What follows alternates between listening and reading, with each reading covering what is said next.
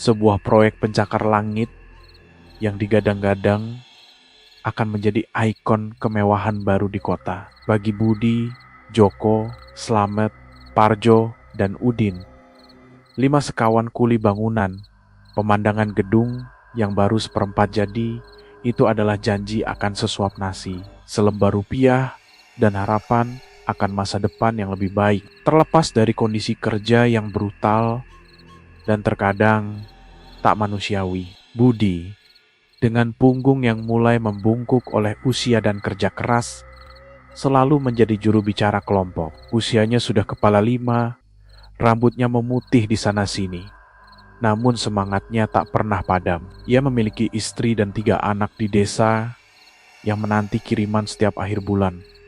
Ayo Rek, rezeki tidak akan kemana kalau kita mau menjemputnya dengan tangan kosong sekalipun. Serunya, semangatnya menular pada rekan-rekannya meski peluh sudah membasahi kausnya yang lusuh. Ia selalu memimpin doa singkat sebelum mereka memulai pekerjaan berat, berharap keselamatan dan keberkahan dari Yang Maha Kuasa. Joko, yang termuda di antara mereka, usianya baru menginjak 20-an. Wajahnya selalu dihiasi senyum polos, meski beban hidup yang ditanggungnya tak kalah berat. Ia bekerja keras demi mengumpulkan mahar untuk kekasihnya di kampung, seorang gadis bernama Sri yang ia janjikan kehidupan lebih baik. Setiap batu bata yang diangkut, setiap adukan semen yang diaduk adalah langkah kecil menuju pelaminan impiannya. Matanya selalu berbinar saat membayangkan rumah sederhana yang akan ia bangun nanti untuk keluarganya. Slamet, si pendiam yang seringkali tampak melamun, memiliki aura melankolis. Ia lahir dengan kelebihan yang membuatnya seringkali merasa tak nyaman di tempat-tempat baru, terutama yang punya energi kuat atau penghuni lama. Sejak pertama menginjakan kaki di lokasi proyek ini, beberapa bulan lalu, ia merasakan hawa dingin yang aneh, seolah ada sesuatu yang mengawasi dari balik tumpukan besi dan beton dari sela-sela tiang pancang yang menancap dalam ke bumi. Perasaan itu semakin kuat seiring berjalannya waktu, membuatnya semakin gelisah. Parjo, badannya tegap dan kekar, otot-ototnya menonjol seperti kawat baja. Ia adalah pekerja keras sejati, tak banyak bicara, hanya bergerak. Kesabarannya setipis kulit ari, terutama jika ada yang mengganggunya atau rekan-rekannya. Namun, loyalitasnya pada kawan-kawannya tak perlu diragukan lagi. Ia akan maju paling depan jika ada yang koba-koba menindas kelompoknya. Parjo adalah garda terdepan fisik mereka, selalu siap melindungi. Terakhir, Udin, pria kurus berkacamata tebal, yang entah bagaimana bisa menjadi kuli bangunan. Ia adalah lulusan SMA dengan nilai terbaik di desanya. Namun ketiadaan biaya dan kesempatan membawanya ke pekerjaan kasar ini. Ia sering membawa buku-buku tua yang ia pinjam dari perpustakaan keliling, mencoba mencari tahu tentang sejarah atau mitos-mitos kuno. Ia selalu menjadi yang paling skeptis terhadap hal-hal takhayul, mencoba mencari penjelasan logis untuk setiap kejadian aneh. Namun, pikirannya yang kritis seringkali juga menangkap kejanggalan-kejanggalan kecil yang terlewatkan orang lain. Hari-hari mereka dihabiskan dengan mengangkut material berat, mencampur semen, menata rangkaian besi tulangan, dan membangun dinding demi dinding. Panas terik menyengat kulit, debu halus masuk ke paru-paru, dan otot-otot terasa remuk redam setiap malam.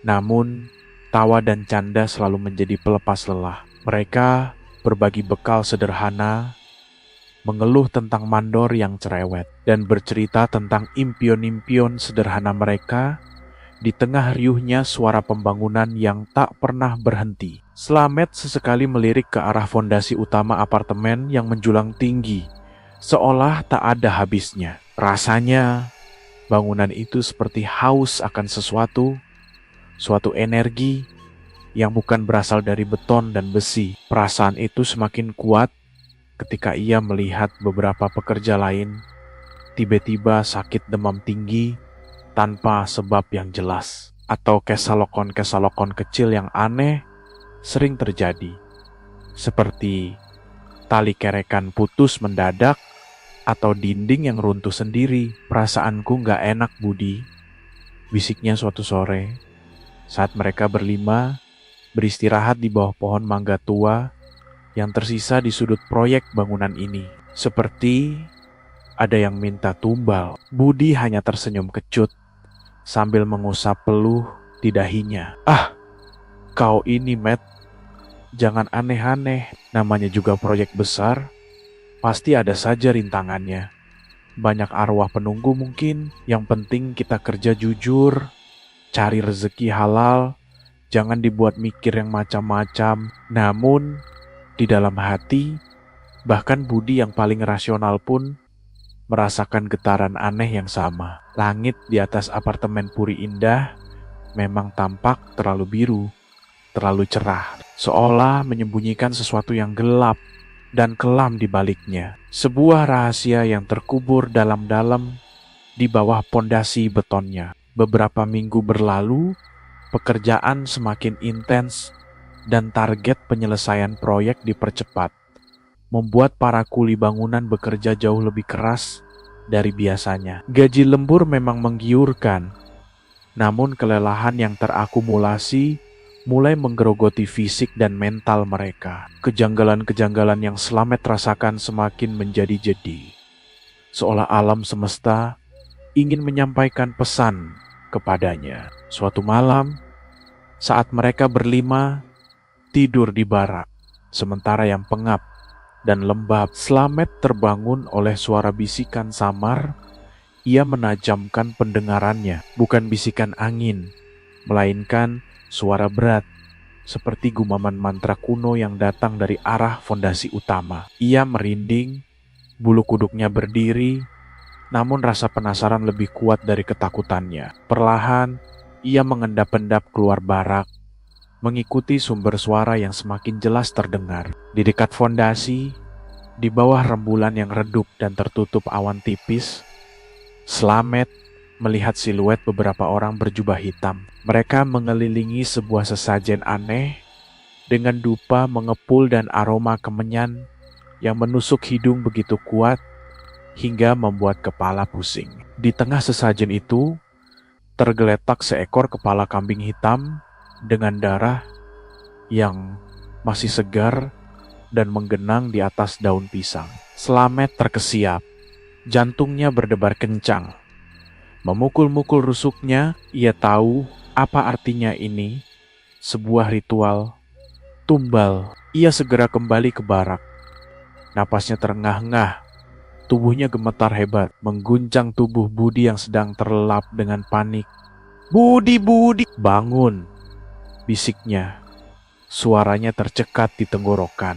Budi terbangun dengan kaget, mengusap matanya yang masih lengket. "Ada apa, Matt?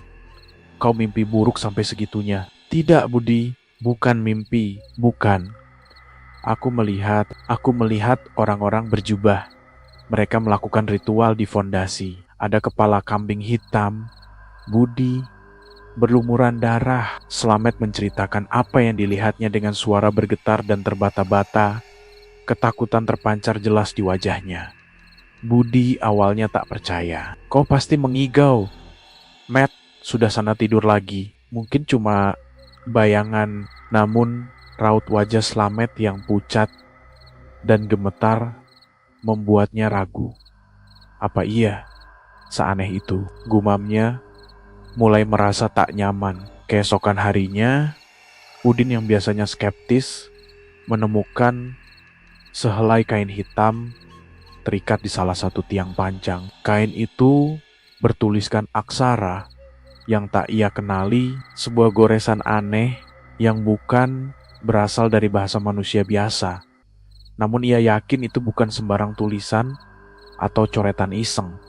Ini semacam jimat. Gumamnya mengamati kain itu dengan kening berkerut. Ia teringat kisah-kisah yang pernah ia baca tentang pembangunan kendi-kendi kuno yang seringkali meminta tumbal manusia. Ia mencibir gagasan itu, menganggapnya tahayul belaka dan primitif, namun hatinya diliputi kegelisahan yang tak dapat ia jelaskan. Sementara itu, Parjo dan Joko merasakan perubahan sikap dari mandor dan beberapa pengawas proyek. Mereka menjadi lebih ramah, sering memuji pekerjaan mereka yang biasanya selalu dicaci maki, dan bahkan menawarkan rokok gratis yang jarang sekali mereka dapatkan. Tumben sekali mereka baik, Jo, bisik Parjo pada Joko.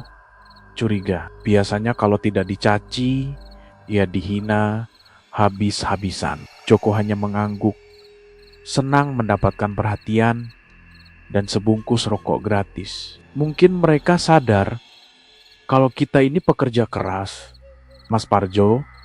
Jadi akhirnya mereka menghargai kita. Namun kebaikan yang tiba-tiba dan berlebihan itu justru terasa ganjil di mata Parjo. Ia merasa seperti ada udang di balik batu, sebuah motif tersembunyi yang belum terungkap. Ketegangan semakin memuncak saat mandor, Pak Taryo, mengumpulkan 5 sekawan itu di akhir jam kerja. Pak Taryo yang biasanya galak, kini tersenyum lebar.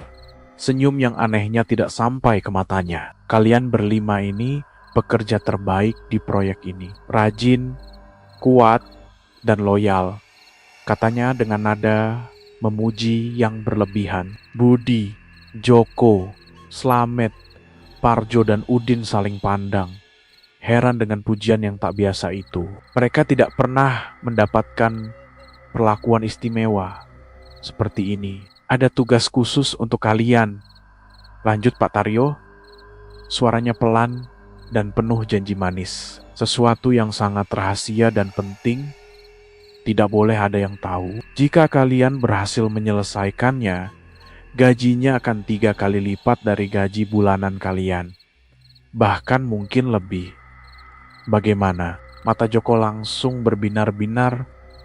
3 kali lipat itu berarti ia bisa segera pulang dan menikahi Sri tanpa harus menunggu bertahun-tahun lagi. Budi pun tergiur, membayangkan bisa mengirim uang lebih banyak untuk keluarganya di desa, memperbaiki rumah, atau menyekolahkan anak-anaknya lebih tinggi. Bahkan Udin dengan segala skeptisismenya mulai menggiten haiteng potensi keuntungannya, melupakan sejenak segala kejanggalan. Slamet adalah satu-satunya yang merasa tak enak. Firasat buruk yang selama ini mengusiknya kini terasa makin kuat, seperti cakar dingin yang mencengkram jantungnya. Ia melihat ke arah Pak Taryo yang senyumnya terasa terlalu lebar, terlalu palsu, dan matanya menyiratkan sesuatu yang gelap, sesuatu yang jauh dari sekadar keuntungan materi.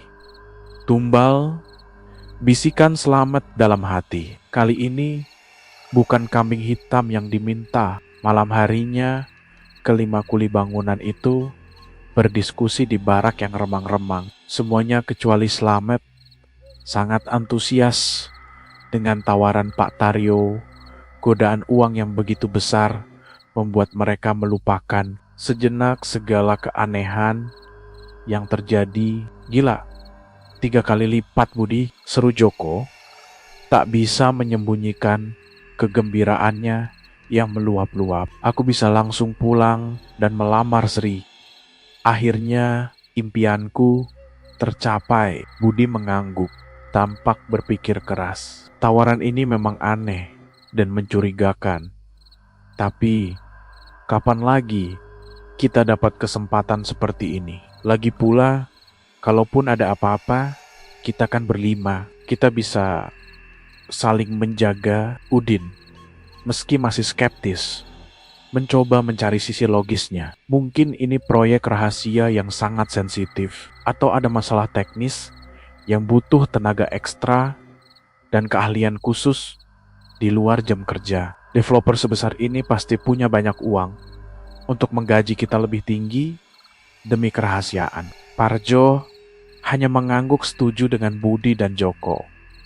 Ia memang tidak terlalu peduli dengan alasan di baliknya. Yang penting ada uang lebih untuk keluarganya di kampung yang sudah lama menantikan kabar baik darinya. Hanya Slamet yang tetap diam, wajahnya murung dan pucat. "Jangan, Budi, perasaanku sungguh tidak enak. Ini bukan rezeki biasa, ini seperti umpan, umpan yang berbahaya." "Umpan apa, Met?" tanya Budi, mencoba menenangkan kawan pendiamnya itu. "Kalau umpan ikan, hasilnya ikan. Ini umpan uang, hasilnya uang. Apa yang harus ditakutkan? Umpan maut," bisik Slamet, menatap tajam ke arah Budi, matanya dipenuhi kecemasan yang mendalam. "Aku mencium bau tanah kuburan dari tawaran ini. Bau darah." Namun, suara Slamet yang penuh peringatan tenggelam dalam euforia empat kawan lainnya. Godaan uang yang besar terlalu kuat untuk diabaikan, terutama bagi mereka yang hidup dalam kemiskinan dan hanya bermodalkan keringat dan tenaga. Akhirnya, mereka berempat meyakinkan Slamet untuk ikut. "Demi kebersamaan, Mat, kita hadapi bersama. Rezeki tak boleh ditolak," kata Budi, berusaha meyakinkan. Keesokan harinya, saat proyek sepi dan semua pekerja lain sudah pulang, Pak Taryo muncul dengan dua orang berbadan tegap lainnya yang tidak pernah mereka lihat sebelumnya. Raut wajah mereka keras, tanpa senyum, dan tatapan mata mereka tajam. "Sudah siap?" tanya Pak Taryo. Suaranya berubah dingin, tak ada lagi keramahan yang kemarin. "Siap, Pak," jawab Budi mewakili kawan-kawannya, berusaha menunjukkan keberanian meskipun hatinya mulai meragu.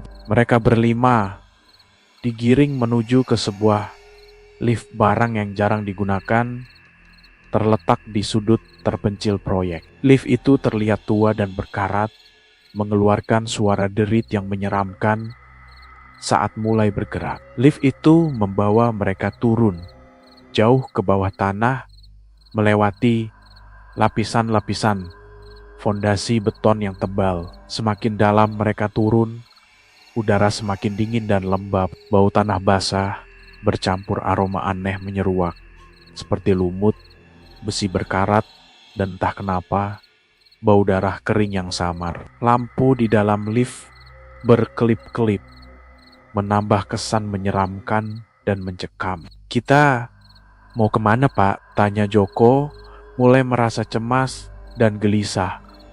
Keringat dingin membasahi pelipisnya. Pak Taryo hanya tersenyum simpul, senyum yang kali ini terlihat seperti seringai jahat. "Ke tempat yang akan membuat Puri Indah ini kokoh abadi. Kalian akan menjadi bagian dari sejarahnya." Lift akhirnya berhenti di sebuah ruangan bawah tanah yang gelap gulita. Hanya ada satu obor yang menyorot di tengah ruangan, mengungkapkan pemandangan yang membuat jantung mereka mencelos dan darah mereka membeku. Ruangan itu tampak seperti goa buatan dengan dinding batu yang kasar dan basah. Di tengahnya terdapat sebuah altar batu besar. Di atasnya terukir simbol-simbol aneh yang membuat Slamet bergidik. Beberapa orang berjubah hitam yang Slamet lihat semalam kini sudah berada di sana, lengkap dengan wajah-wajah yang tertutup tudung, menambah kesan misterius dan menakutkan. Pemimpin mereka, seorang pria tua dengan jenggot panjang dan tatapan mata yang mengerikan, berdiri di samping altar, memegang belati yang berkilauan. "Selamat datang, para pekerja keras." Suara pria tua itu serak dan berat, menggema di ruangan, seolah berasal dari dasar bumi. "Kalian adalah pahlawan yang terpilih untuk menyempurnakan mahakarya ini. Apartemen Puri Indah." Budi mencoba mencerna situasi ini. Pikirannya berpacu kencang. "Maksud Bapak apa? Tugas kami apa di sini?" Pria tua itu tersenyum, menunjukkan jiji-jiji kuningnya yang kotor. tugas kalian adalah memberikan kekuatan abadi pada bangunan ini. Darah kalian akan menjadi perekat. Semangat kalian akan menjadi pondasi yang tak tergoyahkan. Kalian akan menjadi penjaga abadi Puri Indah. Seketika itu juga, 5 sekawan itu menyadari kengerian yang menunggu mereka. Mata mereka membelalak, napas mereka tercekat. Slamet benar. Ini bukan umpan uang, melainkan umpan maut. Mereka telah dijebak. Ini tidak mungkin, teriak Udin. Wajahnya pias, pucat pasi. Kalian gila. Ini pembunuhan. Kalian tidak bisa melakukan ini. Parjo mencoba menyerang salah satu pria berjubah yang berdiri di dekatnya. Namun 2 penjaga berbadan tegap yang mengawal mereka dari lift langsung menahan Parjo dengan cekatan. Pukulan dan tendangan Parjo yang biasanya kuat, kini tak berarti apa-apa di hadapan kekuatan 2 pria itu. Kini, mereka semua diikat erat dan dipaksa berlutut di depan altar. Kengerian mencengkeram. Joko menangis terseduh-seduh, memanggil nama Sri berulang kali. Budi mencoba meronta, namun tenaganya tak sekuat dulu, dan ikatan talinya terlalu kuat. Udin terus memaki dan mengutuk, menolak menerima nasib tragis ini. Hanya Slamet yang diam, pasrah, namun matanya dipenuhi ketakutan dan kesedihan yang mendalam. Firasatnya benar, dan kini mereka semua harus membayar harganya. Pria tua berjenggot itu mengambil belati panjang yang berkilauan di bawah cahaya obor. Bila belati itu tampak tajam dan bersih, seolah baru diasah. Dimulai dari yang termuda, agar energinya paling murni dan segar.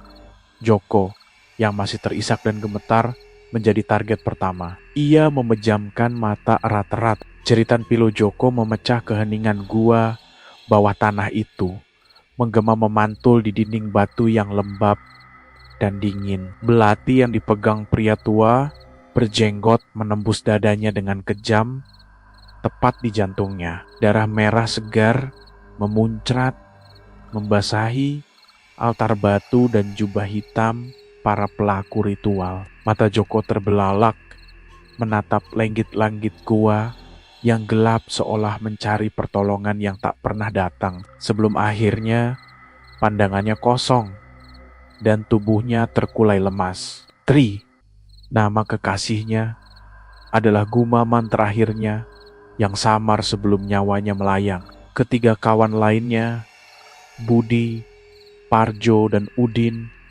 menyaksikan kengerian itu dengan mata kepala sendiri. Ngeri, marah, putus asa, bercampur aduk menjadi satu perasaan yang tak terlukiskan. Adrenalin membanjiri tubuh mereka. Namun ikatan tali yang kuat dan penjaga-penjaga berjubah yang berotot tak memberi mereka kesempatan sedikit pun untuk melawan atau melarikan diri. Bajingan, kalian iblis, teriak Parjo. Urat lehernya menonjol, suaranya parau karena amarah. Ia meronta dengan sekuat tenaga, mencoba membebaskan diri, namun cengkeraman para penjaga terlalu kuat. Air mata mengalir deras di wajahnya yang keras, bukan karena takut mati, melainkan karena tak berdaya melihat kawannya meregang nyawa dengan cara sekeji ini. Joko, maafkan kami, karena tidak bisa melindungimu. Udin, yang biasanya tenang dan logis, kini limbung. Pikirannya kalut, tak bisa lagi berpikir jernih. Ia tidak pernah membayangkan kengerian semacam ini terjadi di dunia nyata di era modern ini. Ini pelanggaran hak asasi, ini kejahatan keji. Kalian akan dihukum seberat-beratnya, teriaknya. Suaranya parau dan gemetar, dipenuhi kemarahan dan ketakutan. Kalian tidak akan lolos dari hukum manusia dan Tuhan. Pria tua berjenggot itu hanya tersenyum dingin dan sinis. Hukum manusia tidak berlaku di sini, Nak. Di tempat ini, hanya hukum alam semesta yang haus akan pengorbanan suci. Darah murni, kalian akan memastikan kemakmuran dan kekokohan bangunan ini selama ribuan tahun. Kalian akan menjadi bagian dari bangunan itu. Budi, yang paling tua, tak bisa berkata-kata. Ia hanya bisa menatap tubuh Joko yang tak bernyawa. Bayangan istri dan anak kenania di desa melintas di benaknya. Ia menyesali keputusannya, menyesali kegodaannya pada uang. Harusnya ia mendengarkan Slamet. Harusnya ia lebih hati-hati. Kini penyesalan itu terasa seperti pisau yang mengoyak batinnya. Ia berusaha menarik napas dalam-dalam, mencoba mencari kekuatan terakhir. Kalian tidak akan pernah bahagia, teriaknya. Suaranya serak namun penuh keputusasaan yang mendalam. Arwah kami akan menghantui kalian setiap detik. Kalian tidak akan tenang. Pria tua itu mengabaikan kutukan mereka. Ia memberi isyarat kepada para pengikutnya. Selanjutnya, kekuatannya akan menjadi pondasi fisik yang tak tergoyahkan bagi Puri Indah. Dua pria berjubah menyeret Parjo yang masih meronta ke altar. Parjo, dengan amarah dan ketakutan yang meluap, meludahi wajah pria tua itu, pergi ke neraka. Anjing, kalian pantas mati. Pria tua itu hanya mengelap ludah di wajahnya tanpa ekspresi, seolah itu bukan apa-apa. Dengan gerakan cepat dan kejam, Belati kembali beraksi. Parjo menjerit dengan suara tertahan. Jeritan itu tak berlangsung lama, meredup bersamaan dengan napas terakhirnya yang berat. Tubuhnya ambruk di samping Joko, genangan darah semakin meluas. Kini tinggal Budi, Udin, dan Slamet. Kengerian yang mereka saksikan membuat mereka lumpuh. Mereka tahu giliran mereka akan tiba. Mereka tidak bisa melarikan diri, tidak bisa melawan. Mereka hanyalah kuli bangunan miskin, tak berdaya di hadapan kekuatan gelap dan kejam yang jauh melampaui pemahaman mereka. Slamet, yang sejak awal sudah merasakan firasat buruk, kini hanya bisa menunduk pasrah. Air matanya mengalir tanpa suara, membasahi pipinya yang kotor. Ia melihat arwah Joko dan Parjo samar-samar melayang di atas tubuh mereka, menatap mereka dengan tatapan sedih dan hampa. Mereka berdua belum bisa pergi dengan tenang. Arwahnya terperangkap di sana. Maafkan aku, kawan-kawan, bisiknya dalam hati. Aku sudah memperingatkan, tapi kalian tak mendengar. Kini kita semua akan menjadi tumbal. Pria tua berjenggot itu kini menunjuk Udin, sang pemikir. Kecerdasannya akan menjadi daya tarik yang tak tertandingi bagi bangunan ini, menarik kemakmuran dan keberuntungan. Udin gemetar hebat, air matanya tak terbendung. Ia memejamkan mata, tak ingin melihat Belati yang akan merenggut nyawanya. Dalam detik-detik terakhirnya, ia hanya bisa memikirkan ibu dan adik-adiknya. Siapa yang akan menafkahi mereka sekarang? Tak ada lagi logika, tak ada lagi penjelasan ilmiah, hanya rasa takut yang mencekam dan penyesalan yang mendalam. Belati terangkat, berkilat memantulkan cahaya obor, siap menuntaskan ritual keji itu. Belati menancap di dada Udin. Darah muncrat, membasahi kacamatanya yang kini terlepas dan pecah di lantai batu. Nafasnya tercekat, matanya melotot menatap Budi dan Slamet, seolah meminta mereka untuk melarikan diri, untuk hidup, tapi tidak ada harapan. Tubuhnya kejang sesaat, lalu terkulai, bergabung dengan Joko dan Parjo di sisi altar. 3 nyawa telah melayang secara tragis. Kini tinggal Budi dan Slamet, 2 orang terakhir yang tersisa. Keheningan yang mengerikan menyelimuti gua bawah tanah, hanya dipecahkan oleh suara tetesan darah Udin di lantai dan suara napas para pengikut berjubah yang berat. Ritual itu hampir selesai. Budi, Sang pemimpin yang bijaksana dan bertanggung jawab kini merasa hancur total. Ia telah gagal melindungi kawan-kawannya, gagal melindungi dirinya sendiri dari jerat kematian. Rasa bersalah dan putus asa merenggut setiap sisa kekuatannya. Air matanya mengering, digantikan oleh tatapan kosong yang mencerminkan kehampaan di hatinya. Ia tidak takut mati lagi. Ia hanya ingin semua ini berakhir dengan cepat. Pria tua berjenggot itu kini beralih menatap Budi, sang pemimpin. Kebijaksanaannya akan memandu bangunan ini menuju kejayaan, membuatnya disegani dan dihormati. Budi tidak meronta, tidak menjerit. Ia hanya memandang tajam ke mata pria tua itu, seolah ingin menembusnya. Kau dan semua yang terlibat dalam kekejian ini akan menerima balasan yang setimpal. Tak akan ada yang luput, bisiknya. Suaranya parau, namun penuh ancaman dan kebencian. Arwah kami tidak akan pernah membiarkan kalian tenang, akan kami hantui sampai mati. Pria tua itu mengernyitkan dahi, sedikit terganggu oleh keberanian Budi yang tak terduga. Namun itu tidak menghentikan niatnya. Belati di tangannya terangkat tinggi-tinggi. Cahaya obor memantul dari bilah tajam itu, seolah menyambut kematian yang akan datang. Dengan sekali tebasan yang cepat dan brutal, belati itu menembus ulu hati Budi.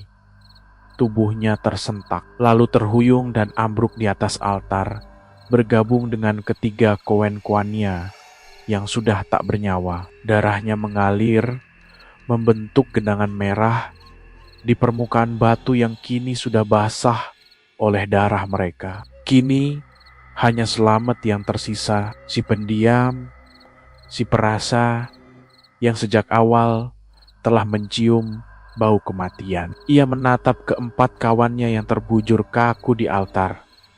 Tubuh mereka yang dulu penuh semangat, kini hanya gumpalan daging tak bernyawa. Rasa sakit yang teramat sangat menusuk hatinya. Namun, ia tak lagi bisa mengeluarkan suara. Ia tahu ini adalah takdirnya. Tak ada yang bisa ia lakukan untuk mengubahnya. Pria tua berjenggot itu mendekatinya. Tatapan matanya kini dipenuhi kepuasan dan kebrutalan.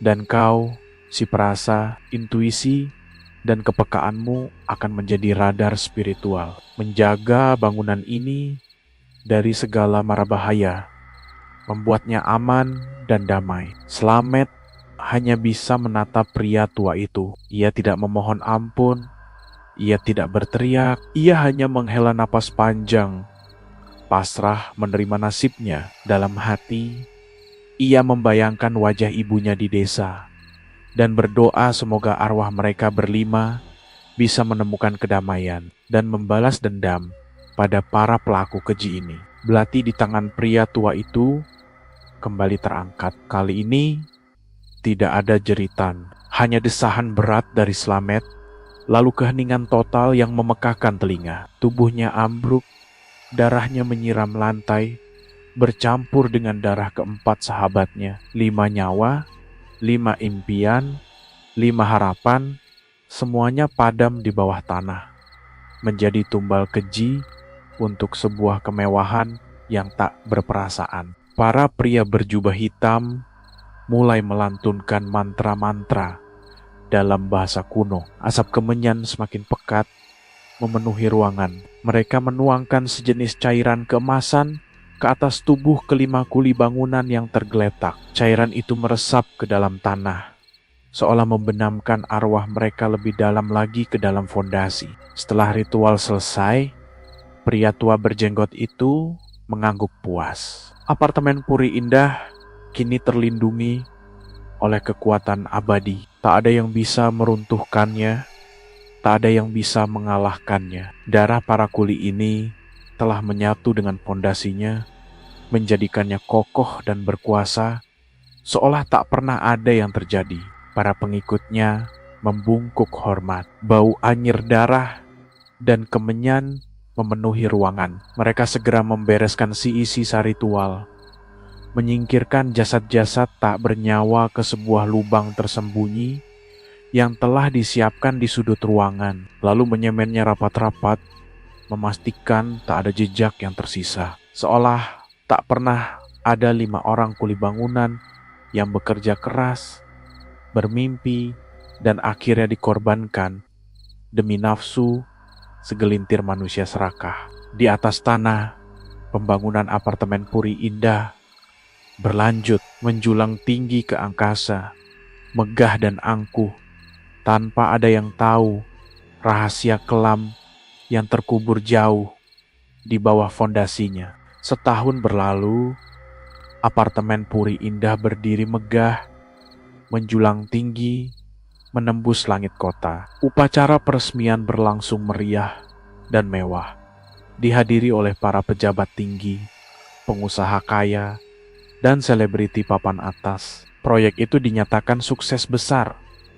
Semua unit laku terjual dengan harga fantastis. Namun, di balik kemewahan dan kesuksesan yang terlihat, ada rahasia kelam yang tak seorang pun tahu, kecuali segelintir orang yang terlibat dalam ritual keji itu. Mandor Pak Taryo dan para pelaku ritual lainnya memang mendapatkan imbalan besar atas kejahatan mereka. Mereka hidup dalam kemewahan, uang mengalir deras ke kantong mereka. Namun, kedamaian hidup tidak pernah mereka dapatkan. Pak Taryo, sang mandor, mulai mengalami mimpi buruk yang mengerikan setiap malam. Ia melihat wajah-wajah Budi, Joko, Slamet, Parjo, dan Udin yang pucat dan berlumuran darah, menatapnya dengan tatapan penuh dendam yang tak terpadamkan. Terkadang, ia mendengar bisikan-bisikan nama mereka di telinganya.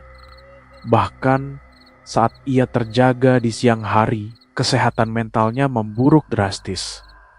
Ia menjadi paranoid, sering berhalusinasi, dan hidupnya dipenuhi ketakutan yang tak berujung. Uang yang melimpah tak bisa membeli ketenangan baginya, justru menjadi sumber penderitaan. Penghuni apartemen Puri Indah pun mulai merasakan keanehan.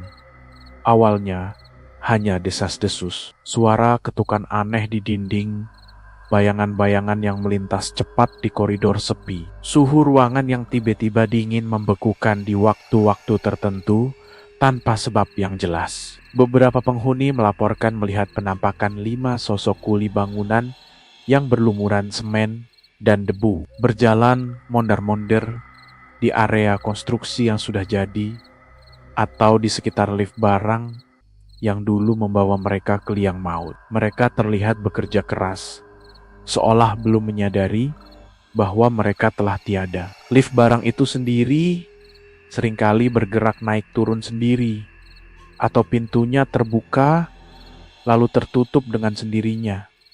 Padahal tidak ada siapa-siapa di dalamnya. Sesekali, lampu di sekitar lift padam secara misterius, menimbulkan kegelapan yang mencekam. Seorang satpam yang berjaga di malam hari pernah bersumpah melihat 5 sosok buruh sedang mengangkut material di basement, tepat di bawah pondasi utama.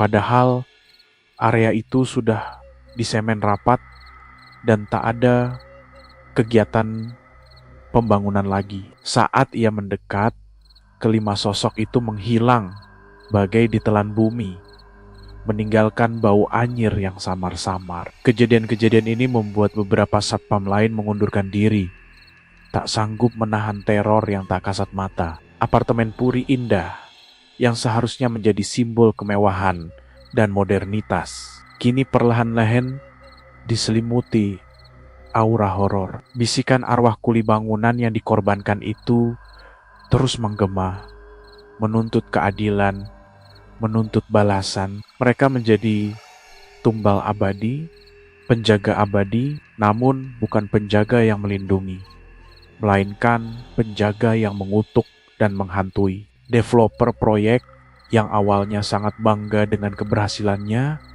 mulai khawatir. Desas-desus tentang hantu dan kejadian aneh mulai menyebar luas mempengaruhi citra apartemen secara negatif. Penjualan unit mulai menurun drastis.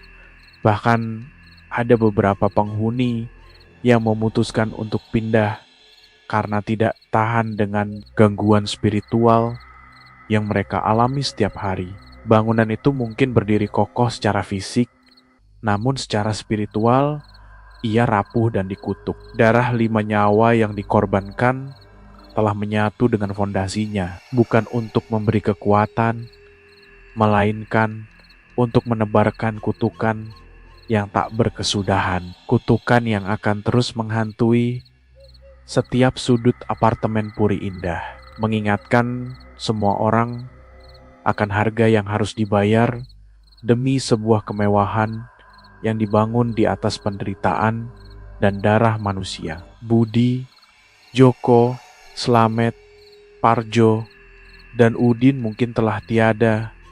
Tubuh mereka terkubur tanpa nama di bawah fondasi megah itu. Namun, arwah mereka tetap bergentayangan, menjadi peringatan abadi bahwa tak ada kemewahan yang pantas dibangun di atas kebiadaban. Dan setiap dosa pasti akan menemukan jalannya untuk terbalaskan. Apartemen Puri Indah bukan lagi sekadar gedung pencakar langit yang mewah, melainkan sebuah makam besar yang menyimpan cerita kelam tentang 5 kuli bangunan yang dijadikan tumbal abadi.